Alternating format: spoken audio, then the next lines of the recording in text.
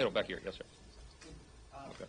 How do you respond to criticism from some of your members saying that they've been left in the dark and haven't been seeing a transparent process when it comes to government funding? Yeah, so look, the appropriations process is ugly. Democracy is ugly. This is the way it works every year, always has, except that we've instituted some new innovations. We broke the omnibus fever, right? That's how Washington has been run for years. We're trying to turn the aircraft carrier back to real budgeting and spending reform. This was an important thing, to break it up into smaller pieces. We've been working on separate individual appropriations bills, 12 appropriations bills. Our appropriations committee and the Cardinals, who are, as you know, the chairs of the subcommittees of appropriations, have had hands on the wheel. All the members and staff have been working around the clock. They have been for weeks to get this done.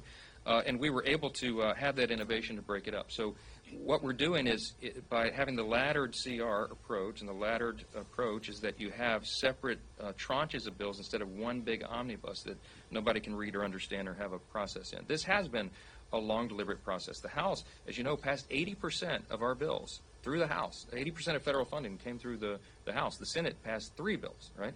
The House did our work. Most of them made their way all the way through committee, the other remaining 4 bills. So members did have a say. They had a process in that. When it gets down to the final negotiation of the final provisions in each of them, that's a smaller subset of members because it's complicated and complex. But that bill text is going to be posted this weekend. All of our members will have 72 hours to review it. That's our commitment. That's our rule. We're respecting it. And that's the only reason we need the process CR, to allow us time to do that. If I did it the way, I don't know, Speaker Pelosi did, we just drop that bill and vote on it within hours, right? We're not going to do that. We want members to be able to have their review and their say and to see all of that. It's been a long road to get here. This is a bipartisan agreement in the end, but it sticks to the numbers, the agreement on spending. It does not go above that. It will increase a bit, defense spending, but there will be real cuts to non-defense discretionary spending, because that's what was agreed upon and that's what we're going to adhere to. The remaining 6 appropriations bills will be finalized ahead of the March 22nd deadline.